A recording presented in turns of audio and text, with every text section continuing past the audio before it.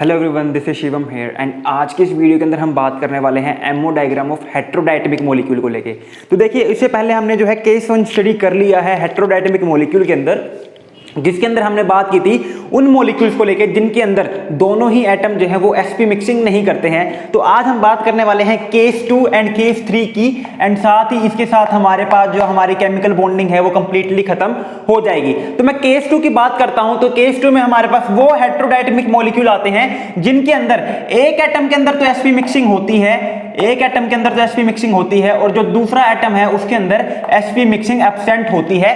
And इसके अंदर हमारे पास सिर्फ दो ही हेट्रोडायटमिक मॉलिक्यूल हैं, जो कि बहुत इंपॉर्टेंट है एंड बहुत बहुत बहुत फ्रीक्वेंटली यहां से क्वेश्चन आता है। वो है हमारे पास NO एंड CO। ये दोनों ही हेट्रोडायटमिक मॉलिक्यूल मेरे लिए जो है बहुत इंपॉर्टेंट है अगर मैं प्रिपेयर कर रहा हूं IIT जैम, DU BHU या फिर मेरे पास किसी और एक अच्छी यूनिवर्सिटी के लिए लाइक कुरुक्षेत्र यूनिवर्सिटी के लिए, वहां पे यहां से क्वेश्चन जो है मोस्ट फ्रीक्वेंटली बनते हैं। तो देखिए, अगर मैं बात करता हूं यहाँ पे NO एंड CO के अंदर, तो मेरे पास जो नाइट्रोजन है और जो मेरे पास कार्बन है, इन दोनों के अंदर जो है sp मिक्सिंग प्रेजेंट होती है, जबकि मेरे पास जो ऑक्सीजन है इनके अंदर मेरे पास sp मिक्सिंग एब्सेंट होती है। और इसलिए ये केस 2 में आते हैं, जिसके अंदर एक के अंदर sp मिक्सिंग होती है और एक के अंदर sp मिक्सिंग नहीं होती है। तो चलिए स्टार्ट करते हैं इनके एमओ डायग्राम को बनाना। तो देखिए, मेरे पास एक साइड नाइट्रोजन आएगा और एक साइड मेरे पास ऑक्सीजन देखने को मिलेगा। हम एनर्जी लाइन खींचेंगे जो कि हमें क्या शो करती है कि जो एटॉमिक ऑर्बिटल है और जो मॉलिक्यूलर ऑर्बिटल है उनकी क्या एनर्जी है। तो यहां पे मेरे पास जो नाइट्रोजन है इसकी इलेक्ट्रॉनिक कॉन्फ़िगरेशन क्या होगी, 1s2 2s2 and 2p3, right. कोई दिक्कत नहीं है। यहां की मैं बात करता हूं तो यहां की इलेक्ट्रॉनिक कॉन्फ़िगरेशन क्या होगी, 1s2 2s2 एंड 2p4। यहां पे इसकी इलेक्ट्रॉनिक कॉन्फ़िगरेशन ये देखने को मिलेगी। तो चलिए स्टार्ट करते हैं इसका एमओ डायग्राम बनाना। तो यहां पे होगा क्या, मेरे पास नाइट्रोजन का जो 1s है वो कुछ इधर प्रेजेंट होगा। वहीं मैं बात करता हूं ऑक्सीजन के 1s की, तो ऑक्सीजन का जो 1s है वो थोड़ा सा और नीचे प्रेजेंट होगा, क्योंकि यहां पे मेरे पास जो ऑक्सीजन है वो ज्यादा इलेक्ट्रोनेगेटिव होता है एज कंपेयर टू नाइट्रोजन। उसके बाद मैं बात करता हूं नाइट्रोजन के 2s की, उसके बाद हम बात करते हैं नाइट्रोजन के 2s की, और यहां पे मेरे पास जो ऑक्सीजन का 2s है वो कुछ यहां पर प्रेजेंट मुझे देखने को मिलेगा। ठीक है, यहां पर मेरे को प्रेजेंट देखने को मिलेगा, सॉरी थोड़ा सा ऊपर बनेगा, ये 1s के ऊपर बनेगा। ठीक है, यहां पे मेरे पास ऑक्सीजन का 2s देखने को मिल जाएगा। उसके बाद हम बात करते हैं 2p ऑर्बिटल की। तो 2p ऑर्बिटल मेरे पास नाइट्रोजन का जो है यहां सिक में होगा, कुछ यहां पे नाइट्रोजन का 2p ऑर्बिटल देखने को मिलेगा, और मेरे पास जो है इनके बीच में देखने को मिलेगा ऑक्सीजन का 2p ऑर्बिटल। यहां पे मेरे पास ऑक्सीजन का 2p ऑर्बिटल देखने को मिलेगा। तो अब मैं बात करता हूं यहां पे कौन से ऑर्बिटल ओवरलैप करेंगे आपस में और कौन से ऑर्बिटल ओवरलैप नहीं करेंगे। तो देखिए, सिंपल सी बात है, मैंने आपको बताया था हेट्रोडायटमिक मॉलिक्यूल के अंदर हर एक ऑर्बिटल जो है वो ओवरलैप नहीं कर पाता है। क्यों? क्योंकि इनके बीच में क्या होता है, एनर्जी डिफरेंस काफी ज्यादा प्रेजेंट हमें देखने को मिलता है। तो जैसे हमने बात की थी हेट्रोडायटमिक मॉलिक्यूल के केस 1 को लेके, कि उसके अंदर मेरे पास जो हाइड्रोजन के जो 1s ऑर्बिटल है वो बाकी एलिमेंट्स के जो है 2p ऑर्बिटल के साथ ही हाइब्रिडाइज करता है, 1s एंड 2s के साथ जो है कंबाइन नहीं कर पाता है। उसी तरीके से यहां पर क्या होगा, मेरे पास ऑक्सीजन का 1s और जो नाइट्रोजन का 1s है, इनके अंदर जो है इनके बीच में जो इलेक्ट्रोनेगेटिव डिफरेंस जो है काफी ज्यादा रहता है, एनर्जी डिफरेंस काफी ज्यादा रहता है, जिसकी वजह से ये जो है आपस में बॉन्डिंग नहीं कर पाते हैं। तो यहां पे मेरे पास ये जो दोनों के दोनों हो कैसे रहेंगे, नॉन बॉन्डिंग के अंदर रहेंगे। ये मेरे पास ऑक्सीजन का 1s है, ये मेरे पास ऑक्सीजन का 1s है, और ये मेरे पास जो है नाइट्रोजन का 1s है, जो कि नॉन बॉन्डिंग में पार्टिसिपेट करता है। उसके बाद मैं बात करता हूं ऑक्सीजन का 2s। तो ऑक्सीजन का 2s और नाइट्रोजन के 2s के बीच में अभी भी बहुत ज्यादा एनर्जी गैप है। तो ऑक्सीजन का जो 2s है वो अभी भी पार्टिसिपेट नहीं कर पाएगा बॉन्डिंग में, ओवरलैपिंग नहीं हो पाएगी। तो यहां पे ये भी क्या रहेगा, मेरे पास नॉन बॉन्डिंग में मुझे देखने को मिलेगा। वहीं मैं बात करता हूं नाइट्रोजन का जो 2s है और जो ऑक्सीजन का जो 2p है, इनके बीच में जो एनर्जी डिफरेंस है वो इतना ज्यादा हाई नहीं है। तो यहां पे मेरे पास जो ओवरलैपिंग होती है, जो NO के अंदर जो पहली ओवरलैपिंग होती है वो यहीं पर मुझे देखने को मिलती है। तो यहां पे होगा क्या, नाइट्रोजन का जो 2s है वो कंबाइन कर जाएगा किसके साथ, ऑक्सीजन के 2p के साथ, और यहाँ पे क्या बना लेगा मेरे पास एक बॉन्डिंग मोलिकुलर ऑर्बिटल बना लेगा, और इसके कोरोस्पोंडिंग में मुझे क्या देखने को मिलेगा, एक इसके कोरोस्पोंडिंग में मुझे एक एंटी बॉन्डिंग मोलिकुलर ऑर्बिटल देखने को मिल जाएगा। सबको समझ में आ रही है? अब एक बात बताओ, यहाँ पे मेरे पास s ऑर्बिटल अगर पार्टिसिपेट कर रहा है, कंबाइन कर रहा है मेरे पास, तो कैसा बॉन्ड बनेगा मेरे पास? ऑब्वियस ही बात है सिग्मा, क्योंकि s ऑर्बिटल के पास टेंडेंसी नहीं होती कि वो पाई बॉन्ड बना ले, तो यहाँ पे मेरे पास कैसा बॉन्ड बनेगा? सिग्मा बॉन्ड बनेगा। अब क्वेश्चन अराइज होता है कि जो 2p है उसके पास तो 3 ऑर्बिटल है, px भी है, py भी है एंड pz भी है, तो ये किसके साथ यहाँ पे पार्टिसिपेट करेगा बॉन्डिंग में, किस ऑर्बिटल के साथ ओवरलैप करेगा? तो सिंपल सा आंसर है, कई बार बता चुका हूं, अगर Z मेरे पास इंटरन्यूक्लियर एक्सिस है तो Z के अलोंग ही दूसरा ऑर्बिटल आएगा और वो हेड टू हेड ओवरलैपिंग करेगा, तो यहां पे मेरे पास क्या आएगा? ये सिग्मा sPz ऑर्बिटल मेरे को देखने को ये मिल जाएगा। बहुत इंपॉर्टेंट है, इसको जहन में उतार के रखो, सिग्मा sPz। अगर एग्जामिनर ने मुझे कहा है कि यहाँ पे मेरे पास जो है x को मुझे इंटरन्यूक्लियर एक्सिस मानना है, x को, तो यहाँ पे मेरे पास क्या आ जाता? सिग्मा sPx आ जाता, pz फिर नहीं आता। समझ में आ रही है? उसके बाद मेरे पास यहाँ पर V के पास यहाँ पे कितने ऑर्बिटल बच गए मेरे पास?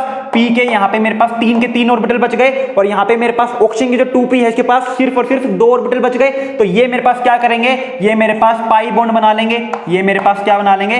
पाई बॉन्ड बना लेंगे इसके साथ, ठीक है। और यहां पे मेरे पास क्या आएगा?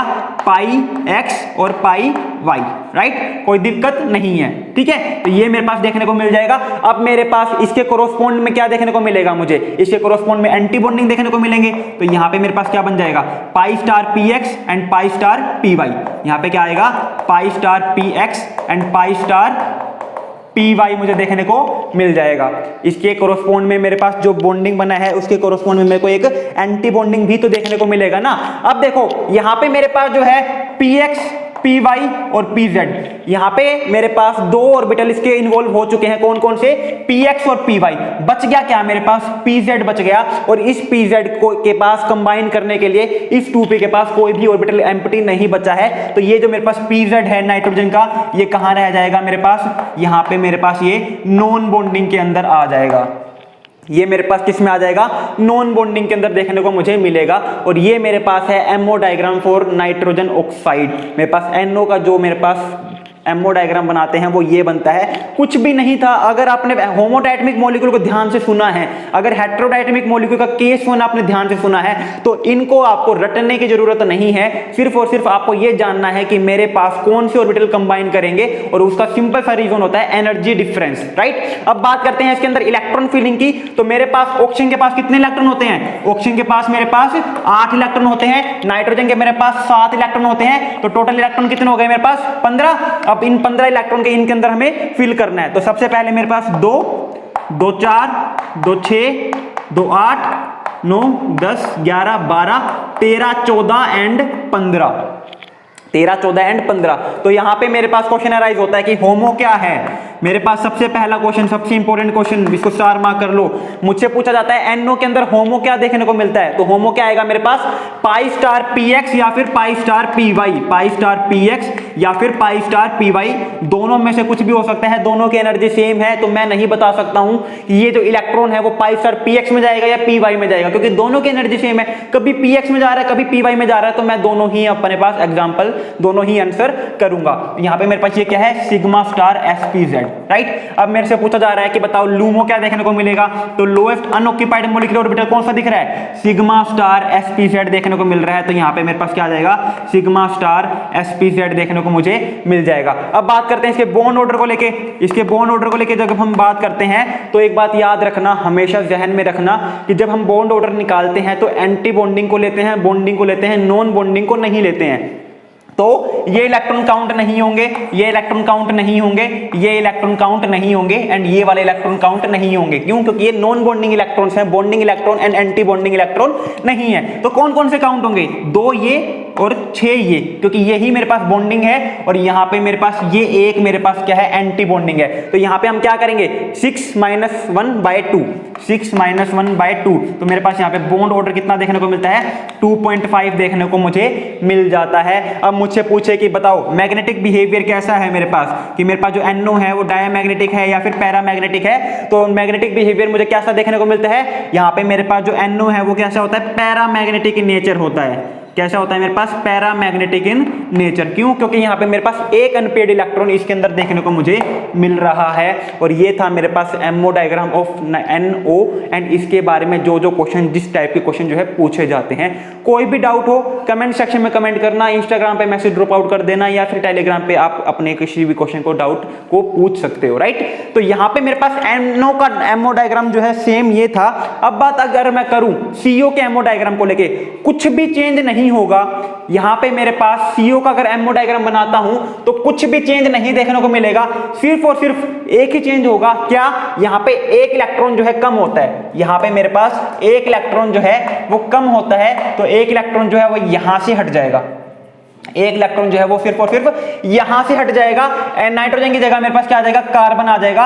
और बिलीव मी, ये आपका डायग्राम बन गया, एमओ डायग्राम बन गया CO का, और कुछ भी चेंज नहीं है। और एक मोस्ट इंपोर्टेंट क्वेश्चन जो हमसे पूछा जाता है CO के एमओ डायग्राम से रिलेटेड, कि मेरे पास जो इलेक्ट्रॉन शेयर करता है, मेरे पास कार्बन मोनोऑक्साइड मेरे पास प्रेजेंट है, जो लोन पेयर जब मेरे पास कार्बन मोनोऑक्साइड डोनेट करता है तो वो कहां से डोनेट करता है? तो यहां पे आपको दिख रहा है मेरे पास नॉन बॉन्डिंग से डोनेट करता है कार्बन मोनोऑक्साइड। मेरे पास क्वेश्चन आ जाए, बताओ NO है, CO है, HF है, इनमें से कौन सा मॉलिक्यूल ऐसा है जो अपने नॉन बॉन्डिंग से इलेक्ट्रॉन डोनेट करता है? तो आंसर क्या आएगा मेरे पास, CO मेरे पास आंसर आ जाएगा, जो कि मेरे पास नॉन बॉन्डिंग से अपना इलेक्ट्रॉन डोनेट करता है। और ये नॉन बॉन्डिंग किसका है? मोस्ट इंपोर्टेंट क्वेश्चन पूछा जो जाता है, ये नॉन बॉन्डिंग किसका होता है? ये नॉन बॉन्डिंग मेरे पास कार्बन का होता है, ऑक्सीजन का नहीं है। क्यों? क्योंकि ये जो ऑर्बिटल खाली बचा हुआ है कहां से आया था? मेरे पास कार्बन से ही तो आया था ना।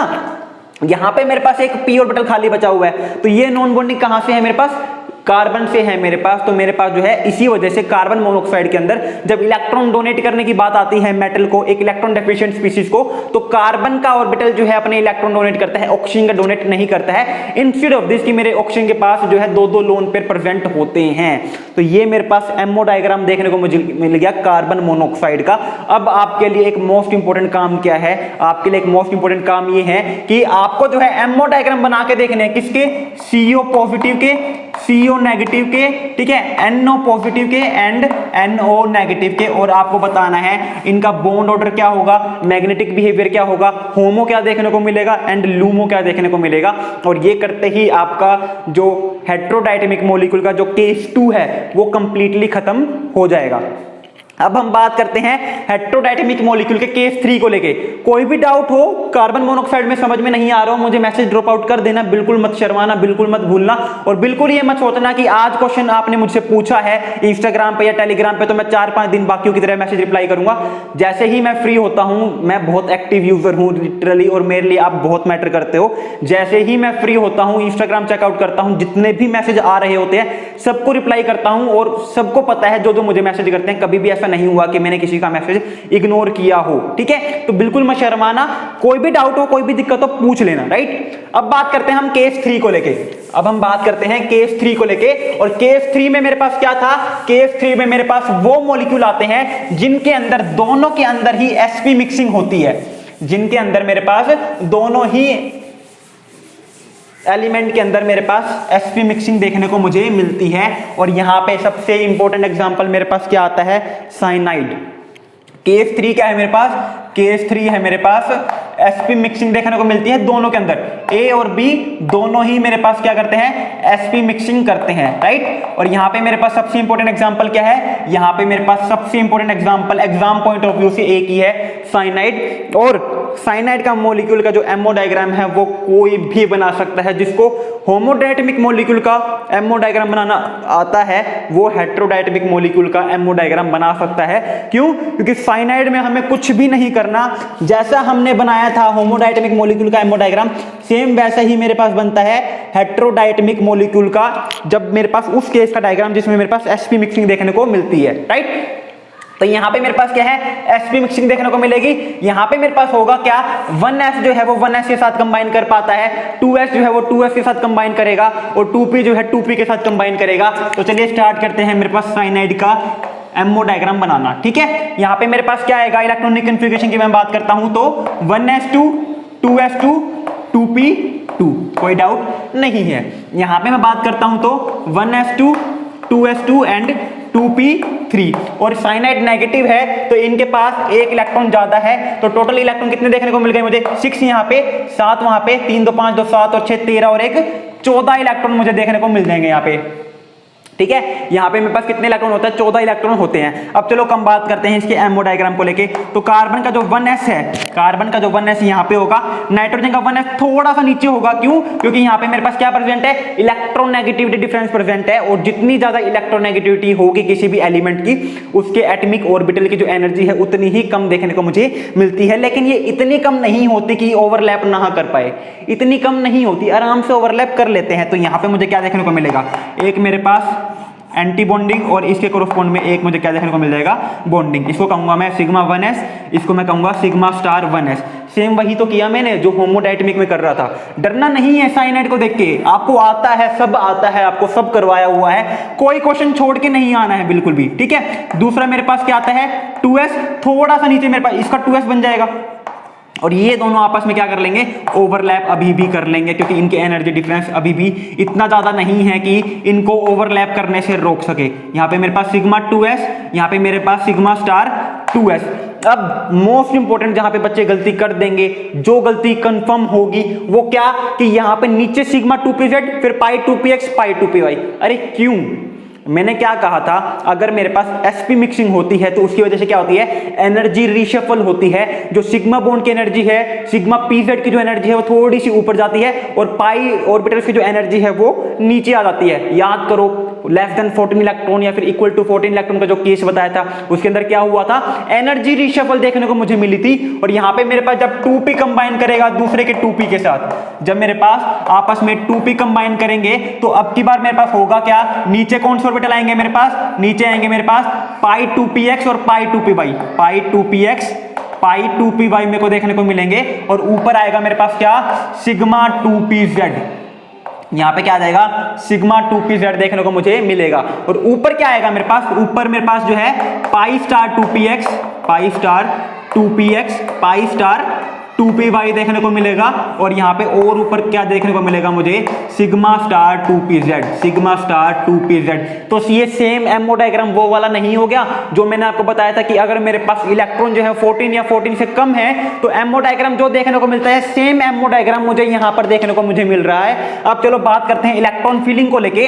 तो यहाँ पे 14 इलेक्ट्रॉन है, तो 1 2 3 4 5 6 7 8 9 10 11 12 13 14, राइट। तो यहां पे अगर मैं बात करता हूं कितने बॉन्ड देखने को मिलेंगे, बॉन्ड ऑर्डर की मैं बात करता हूं तो बॉन्डिंग माइनस एंटी बॉन्डिंग, मैंने कहा था जब नीचे अगर मेरे पास जितने बॉन्डिंग है उतने एंटी बॉन्डिंग बन रहे हैं तो इनको कैंसिल आउट करते चलो, इनको बॉन्ड ऑर्डर में मत इंक्लूड करो। यहां पे ये जो होते हैं इनको बॉन्ड ऑर्डर में खाली इंक्लूड करो ताकि क्वेश्चन छोटा बन जाए। तो यहां पे कितने 6 और यहां पे कितने हैं 0, तो 6 - 0/2 यानी कि 3। इसीलिए मेरे पास साइनाइड के पास जो है ट्रिपल बॉन्ड रहता है साइनाइड के अंदर, ठीक है। इसलिए मेरे पास साइनाइड के पास क्या रहता है, ट्रिपल बॉन्ड देखने को मुझे मिलता है, राइट। कोई डाउट नहीं है। उसके बाद बात करते हैं इसके मैग्नेटिक बिहेवियर को लेके। तो कैसा लग रहा है इसका मैग्नेटिक बिहेवियर, डायामैग्नेटिक। क्यों? क्योंकि सारे के सारे इलेक्ट्रॉन जो है वो क्या है मेरे पास यहाँ पे पेयर्ड फॉर्म में प्रेजेंट है। होमो की बात करता हूं तो होमो, इसीलिए मैंने कहा था बच्चे गलती कर जाएंगे, अगर मैं इसको ऊपर और इसको नीचे बना देता तो होमो क्या आता है मेरे पास,